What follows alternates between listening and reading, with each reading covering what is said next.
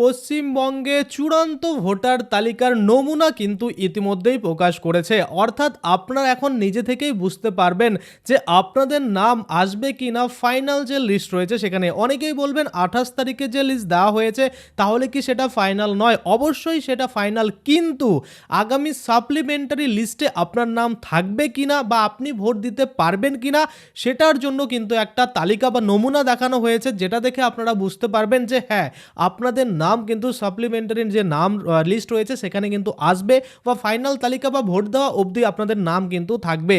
কিন্তু বহু মানুষ রয়েছে যাদের নাম কিন্তু আন্ডার অ্যাডজুডিকেশন রয়েছে, সেখান থেকে অ্যাপ্রুভাল তো অনেকে পাবে, আবার অনেকেই কিন্তু অ্যাপ্রুভাল পাবে না। তাহলে আজকে আমরা এ টু জেড দেখব, যদি আপনারও আন্ডার অ্যাডজুডিকেশন থেকে থাকে বা বিচারাধীন থেকে থাকে বা আপনার ভোটার কার্ড এখনও মীমাংসা হয়নি বা আপনার ডকুমেন্ট এখনও ভেরিফাই হয়নি, যদি এইরকম অবস্থায় থাকে তাহলে অবশ্যই ভিডিওটা প্রথম থেকে শেষ পর্যন্ত দেখবেন। কেননা আজকে আমরা এই ভিডিওর মাধ্যমে দেখব, ধরুন অনেকের ক্ষেত্রে দেখা যায় একদম 2002 সালে যা নাম ছিল বর্তমান 25 সালেও তাই নাম রয়েছে, কিন্তু তারপরেও দেখা যাচ্ছে তাদের নাম ডিলিট করে দেওয়া হয়েছে। তো এইরকম যদি হয় তাহলে কেন, কি কারণে ডিলিট করেছে, সত্যি কতটা যুক্তিযুক্তভাবে ডিলিট করেছে, ভ্যালিড কি ইনভ্যালিড রয়েছে তাদের যে লজিক, সেটা আমরা একদম এক্সপ্লেন করবো এবং দেখবো এবং ডিটেলসে আমি আপনাদের বলবো ভিডিওটা প্রথম থেকে শেষ পর্যন্ত দেখার জন্য।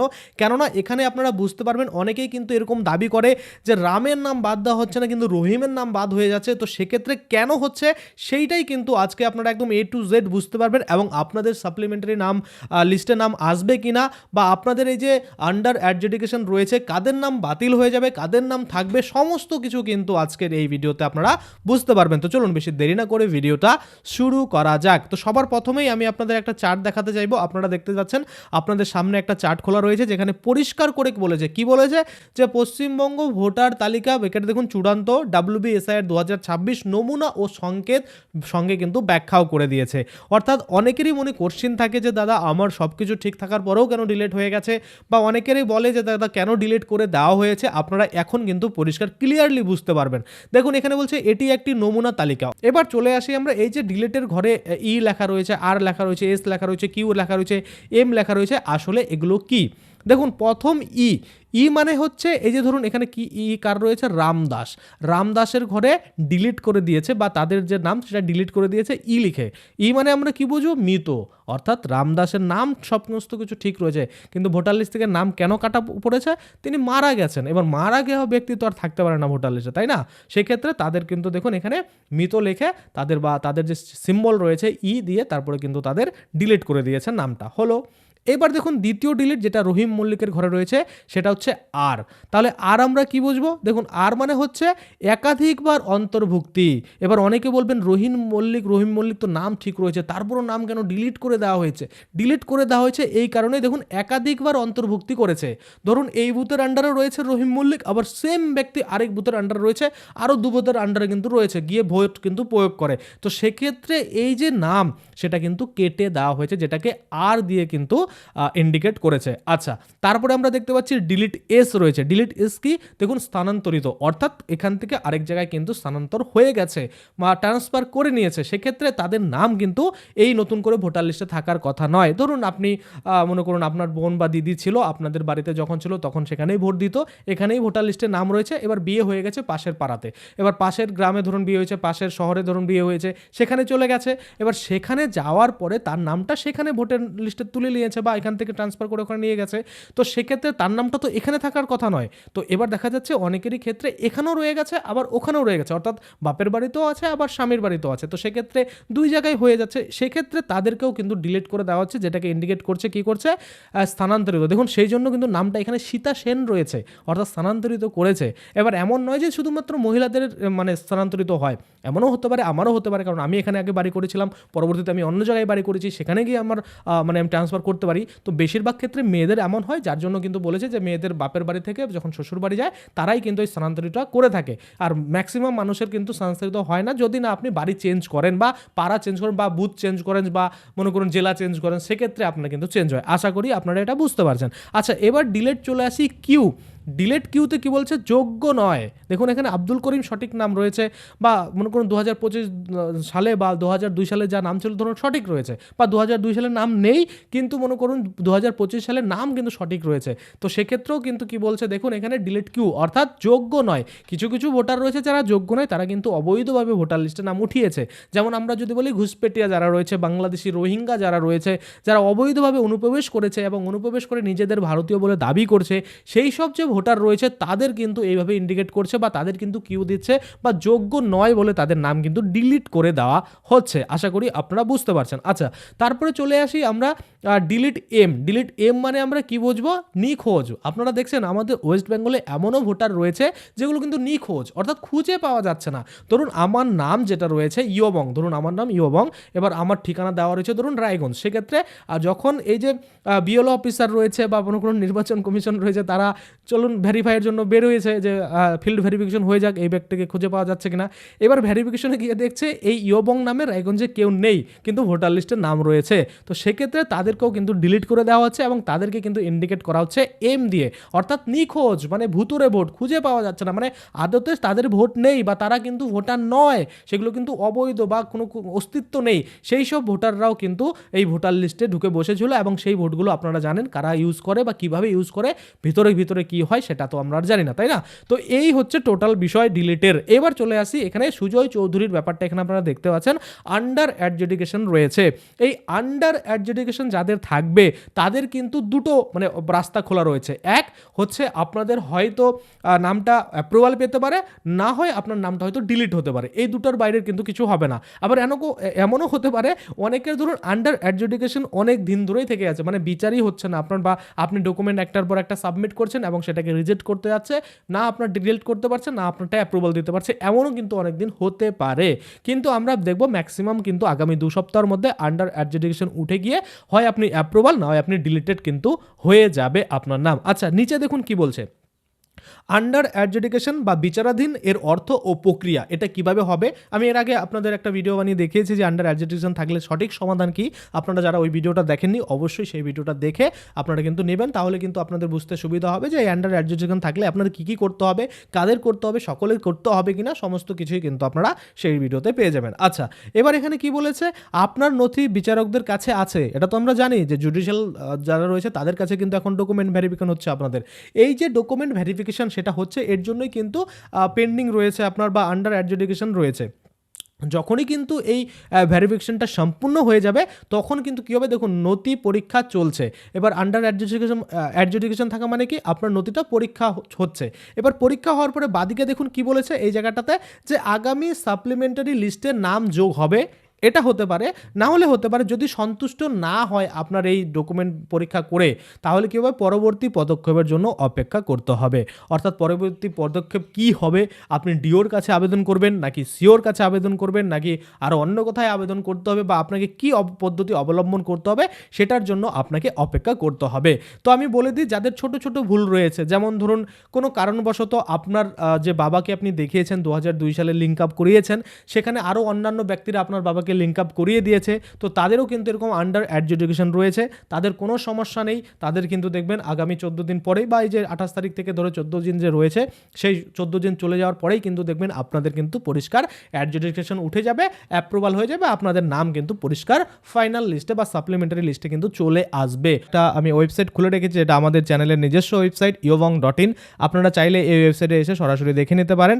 আপনাদের সুবিধার্থে আমি ডেসক্রিপশনে এই লিঙ্কটা দিয়ে দিচ্ছি, অ্যাড করে দিচ্ছি, ওখানে ক্লিক করে আপনারা সরাসরি কিন্তু এখানে এসে দেখতে পারবেন যে এই পোস্টে কী কী কিন্তু বলা হয়েছে।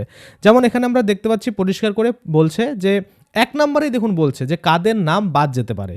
আন্ডার অ্যাডজুডিকেশন রয়েছে, এবার কাদের নাম বাদ যেতে পারে সেটা কিন্তু সরাসরি এখানে বলছে। দেখুন, যাচাইয়ের পর যাদের ক্ষেত্রে নিম্নলিখিত সমস্যাগুলো পাওয়া যাবে তাদের নাম সাধারণত বাদ যাবে। অর্থাৎ ধরুন এমন এই ভেরিফিকেশন যে চলছে, এমন কিছু আপনার ডেটা পেলো যেটা দিয়ে তারা কিন্তু স্যাটিসফাই নয়, তাহলে আপনার নাম বাদ যাবে। আর আপনি যে ডেটাগুলো দিয়েছেন তাদের ভেরিফাই করে বা তাদের দেখে মনে হলো যে না ঠিক আছে আপনার সমস্ত কিছু, সেক্ষেত্রে আপনারা কিন্তু আপনাদের নাম সাপ্লিমেন্টারি লিস্টে বা ফাইনাল রোলে দেখতে পারবেন, বা আগামী যে ভোট সেখানে কিন্তু ভোট দিতেও পারবেন। দেখুন 1 নম্বরে যেটা বলছে অযোগ্যতা কি, দেখুন যদি দেখা যায় আবেদনকারী ওই প্রকল্পের নির্দিষ্ট শর্তাবলী পূরণ করছে না। কোন প্রকল্পের? এসআইআর। এই যে এসআইআর রয়েছে, এই এসআইআর এর যে নিয়মকানুন সেটা যদি আপনি ফুলফিল না করেন, তাহলে কিন্তু আপনার নাম বাদ চলে যাবে, যেটাকে অযোগ্যতার আন্ডারে কিন্তু রাখা হয়েছে। তারপরে দেখুন কি বলছে, ভুল তথ্য। অর্থাৎ অনেক ব্যক্তি রয়েছে যারা কিন্তু নিজেদের তথ্য ভুল দিয়েছে। আমরা দেখেছি, এরকমও দেখা গেছে এক ব্যক্তির 389 জনের মতো সন্তান, ছেলে মেয়ে, তারপরে আরও এমন দেখা গেছে 310 জনের মতো ছেলে মেয়ে সন্তান, তাই না? তো সেক্ষেত্রে এই যে এত পরিমাণ সন্তান, এটা সম্ভব নয়, বা এটা অরিজিনালি না, এটা ডুপ্লিকেট ফেক তাদের বাবাকে দেখানো হয়েছে। মানে অন্য অন্য মানুষরা মনে করেন একজনকেই বাবা দেখিয়ে দিয়েছে। তো সেক্ষেত্রে ওই যে ভুল তথ্য, বা আপনি যখন ভেরিফিকেশন হয়েছিল তখন হয়তো আপনি ডুপ্লিকেট করে কোনো সার্টিফিকেট জমা দিয়েছেন। ধরুন আপনাকে দিতে বলা হয়েছিল রেসিডেন্টাল সার্টিফিকেট বা ডোমিসাইল সার্টিফিকেট, সেটা হয়তো আপনার নামে জেনারেট হয়নি, কিন্তু আপনি অন্য কারোটা কপি করে আপনার নাম টাম চেঞ্জ করে সেটা আপনি দিয়েছেন, এমনও হতে পারে। বা অন্যান্য যে নথি রয়েছে সেগুলো হয়তো আপনারা ডুপ্লিকেট করে নিয়েছেন, তারপরে কিন্তু জমা দিয়েছেন। তো এরকম ভুল তথ্য দিয়ে থাকলেও কিন্তু আপনাদের যে নাম সেটা কিন্তু ফাইনাল রোলে আসবে না, আন্ডার অ্যাডজুডিকেশনই থাকবে। তারপরে কিন্তু পরবর্তীতে সেটা ডিলিট হয়ে যাবে। আচ্ছা, আর এখানে আরও একটা জিনিস রয়েছে, সেটা হচ্ছে ডুপ্লিকেট এন্ট্রি। এই জিনিসটা কি, ধরুন আপনার একটা বুথে নাম রয়েছে, আমরা এরকম অনেক দেখেছি, আগের যে পুরনো ভোটার লিস্ট এখানে আমরা অনেক দেখেছি যে আপনার যে বুথে নাম রয়েছে এই বুথে ছাড়াও আরও অন্য বুথের নাম রয়েছে, যেটা মহিলাদের ক্ষেত্রে বেশি করে দেখা যায়। ধরুন আপনার বাবার বাড়িতে আপনার নাম ছিল, কোনো মহিলার নাম ছিল, সেখানে তিনি ভোট দিতেন, এবং ভোট দেওয়ার পরে যখন বিয়ে হয়ে যায় তিনি ওখানে চলে যান, ওখানেও কিন্তু ট্রান্সফার করে ভোট নিয়ে যায়।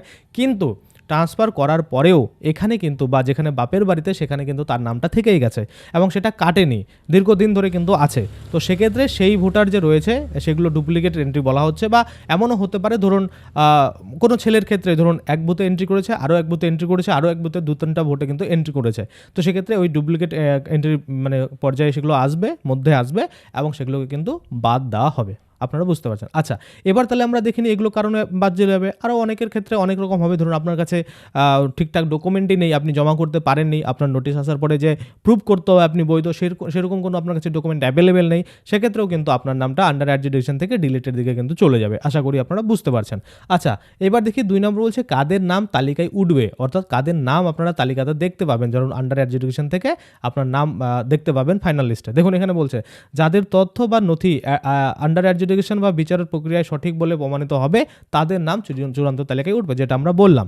কি, যে ধরুন দেখা গেছে কোনো ব্যক্তির আন্ডার অ্যাডজুডিকেশন রয়েছে, কি কারণে, যে ওনার যে বাবা, ওনার বাবাকে মনে করুন আরও 6 জনের বেশি মানুষ কিন্তু বাবা দেখিয়েছে। তো এটা একটা ছোটো সমস্যা, যেটা অরিজিনাল নয়, আপনার নামে এলিগেশন চলে এসেছে বা আন্ডার অ্যাডজুডিকেশন আপনার নামটা চলে এসেছে, কিন্তু আপনি যখনই আপনার ডকুমেন্ট সাবমিট করেছেন সঠিক, আপনার বাবার সাথে আপনার সম্পর্কের ডকুমেন্ট দিয়েছেন, এবং সেই দেওয়ার পরে কিন্তু আপনার নামটা টিকে যাবে, কিন্তু আপনার বাবাকে আরও যে অন্যান্য ব্যক্তিরা দেখিয়েছিল তাদের নামগুলো কিন্তু কেটে যাবে। আশা করি আপনারা বুঝতে পারছেন। আচ্ছা, যেমন যেটাকে বলা হচ্ছে যথাযথ প্রমাণ।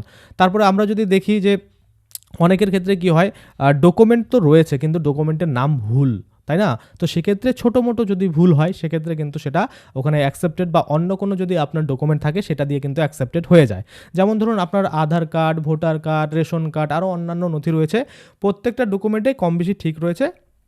ধরুন যে নথিটা চাওয়া হয়েছিল সেই নথিতে আপনার ভুল রয়েছে। অনেকের ক্ষেত্রে আমরা দেখেছি এসসি কার্ড দিয়ে কিন্তু তাদের যে ভেরিফিকেশন হয়ে গেছে। তো সেক্ষেত্রে এসসি কার্ডে ধরুন আপনার নামটা একটু ভুল রয়েছে, কিন্তু আপনার আরও যে অন্যান্য নথিগুলো রয়েছে সেখানে আপনার নামগুলো ঠিক রয়েছে। তো সেক্ষেত্রে আপনি অন্যান্য নথিগুলোর সাপোর্টে কিন্তু আপনার যে ভেরিফিকেশনটা সেটা সম্পূর্ণ করতে পারবেন, এবং করার পরে কিন্তু আপনার যে ভেরিফিকেশন সেটা হয়ে যাবে। এগুলো কিন্তু মাইনর কেসের ক্ষেত্রে, এমন নয় যে আপনি বাংলাদেশ থেকে এসে অবৈধভাবে তুলেছেন, আপনার কাছে এসসি কার্ড রয়েছে, সেক্ষেত্রে কিন্তু এটা প্রযোজ্য হবে না। শুধুমাত্র তখনই প্রযোজ্য হবে যখন আপনার বাবার নাম 2002 সালে রয়েছে, মানে আপনারা ধারাবাহিকভাবে ভারতীয় রয়েছেন, সেক্ষেত্রে কিন্তু এটা অ্যাকসেপ্টেড হবে। যেমন আমরা অনেকেই দেখেছি যে প্যান কার্ড জমা দিয়েও কিন্তু করেছে, তো সেক্ষেত্রে সেটা কিন্তু শুধুমাত্র তাদের জন্যই। এবার আপনার যদি সোর্সটাই মনে করুন বাংলাদেশ হয়, বা সোর্সটাই যদি ইন্ডিয়ান না হয়, সেক্ষেত্রে কিন্তু আপনার এই ডকুমেন্টগুলো আপনারা আবার প্রয়োগও করতে পারবেন না, সেটা আপনারা সকলেই জানেন। আচ্ছা, এইসব কয়েকটা কারণ আছে যারা মনে করুন ঠিকঠাক যদি থাকে তাহলে নাম উঠে যাবে। আচ্ছা, বর্তমানে আপনার করণীয় কী? কারণ ম্যাক্সিমামের মানে কোশ্চেন হচ্ছে যে দাদা আন্ডার অ্যাডজুডিকেশন রয়েছে, তো আন্ডার অ্যাডজুডিকেশন যদি থাকে তাহলে এখন আমরা করব কি, আমাদের করণীয় কী, আমাদের কী করতে হবে? দেখুন এখানে বলছে যে যেহেতু স্ট্যাটাস আন্ডার অ্যাডজুডিকেশন দেখাচ্ছে, তার মানে আপনার আবেদনটি বর্তমানে কর্মকর্তাদের হাতে পরীক্ষা পর্যায়ে আছে। এটি কোনো নেতিবাচক সংকেত নয়, বরং একটি প্রসেস মাত্র। অর্থাৎ আপনাকে শুধুমাত্র অপেক্ষা করতে হবে। কেন?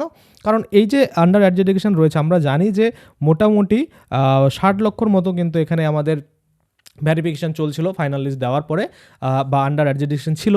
তো সেক্ষেত্রে ওই মনে করুন 60 লক্ষর মধ্যে মোটামুটি এখন আমরা লাস্ট আপডেট যেটুকু পেয়েছি শুক্রবার অবধি 15 লক্ষর মতো কিন্তু নিষ্পত্তি হয়েছে।